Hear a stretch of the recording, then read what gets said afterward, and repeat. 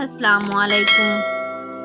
3 طلاق سے مراد یہ ہے کہ مرد اپنی بیوی کو 3 بار طلاق دے۔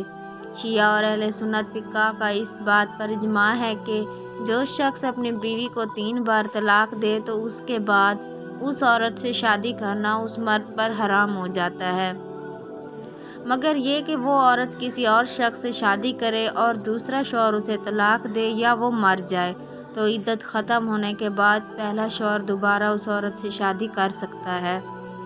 3 طلاق بائن کے اقسام میں سے ہے، اس بنا پر شوہر رجوع نہیں کر سکتا ہے۔ شیعہ فقہ کے فتوے کے مطابق 3 طلاق اس وقت تک واقع ہوگی جب مرد اپنی بیوی کو 2 دفعہ طلاق دے اور ہر دفعہ اس سے رجوع کرے یا عدت ختم ہونے کے بعد دوبارہ شادی کرے۔ اس طرح جب تیسری بار طلاق دے تو 3 طلاق صدق آتی ہے۔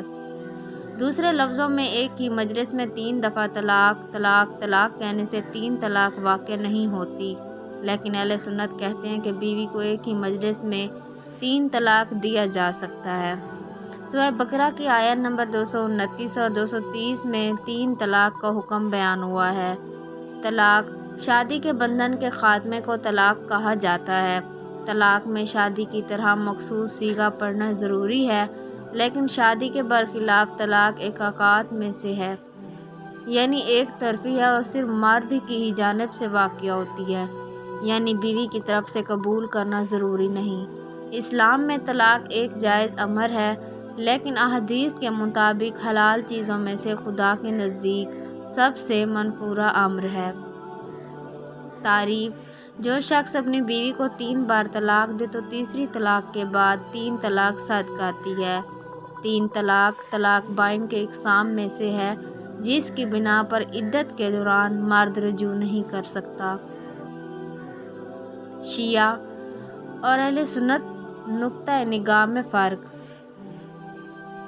شیعہ اور اہل سنت فقہ 3 طلاق کی کیفیت میں اختلاف رکھتے ہیں۔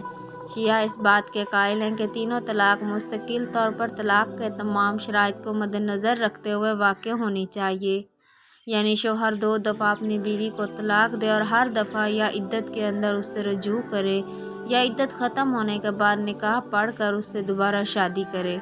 اس کے بعد جب تیسری دفعہ طلاق دے تو 3 طلاق صدق آتی ہے، لیکن اہل سنت اس بات کے معتقد ہیں کہ شرعی اعتبار سے شوہر اپنی بیوی کو ایک ہی دفعہ اور ایک ہی مجلس میں 3 طلاقیں دے سکتا ہے، یعنی شوہر اپنی بیوی سے کہے انت طالق ثلاثہ، تمہیں 3 طلاق دی گئیں۔ مشہور شیعہ فقہ کے مطابق مذکورہ جملہ کے کہنے سے 3 طلاق واقع نہیں ہوتی۔ بعض اہل سنت فقہ بھی اس بات کے معتقد ہیں کہ مذکورہ جملے سے 3 طلاقیں صدق نہیں آتیں۔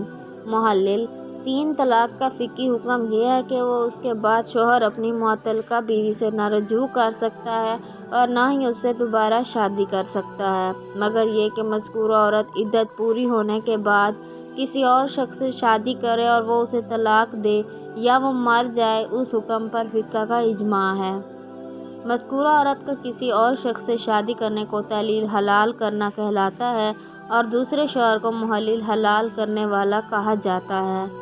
محلل کا بالغ ہونا، عقد نکاح کا دائمی ہونا، محلل کا مذکورہ عورت سے ہم بستری کرنا اور محلل کی جانب سے طلاق دینا یا اس کا مر جانا حلالہ کے شرائط میں سے ہیں۔ ان تمام شرائط کے ساتھ پہلا شوہر دوبارہ مذکورہ عورت سے شادی کر سکتا ہے۔ قرآن میں 3 طلاق کا حکم۔ سورہ بقرہ کی آیت نمبر 229 اور 230 میں 3 طلاق اور محلل کا حکم یوں بیان ہوا ہے۔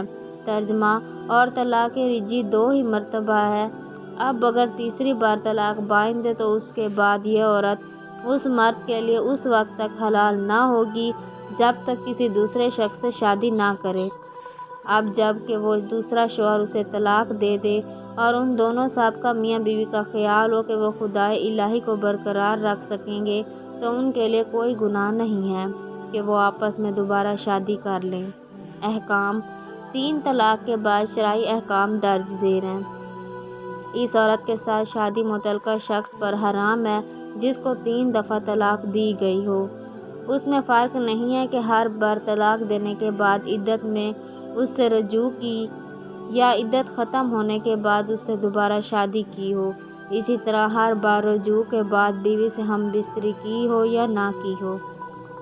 3 طلاق کے بعد صرف اس وقت تک مذکورہ عورت سے شادی کرنا حرام ہو جاتا ہے کہ اس کے دوران اس عورت نے کسی اور شخص سے شادی نہ کی ہو۔ اگر کوئی شخص نہ جانتا ہو کہ اپنی بیوی کو 2 دفعہ طلاق دی ہے یا 3 دفعہ، تو کم تعداد بنا رکھی جائے گی اور اس سے شادی کرنا جائز ہے۔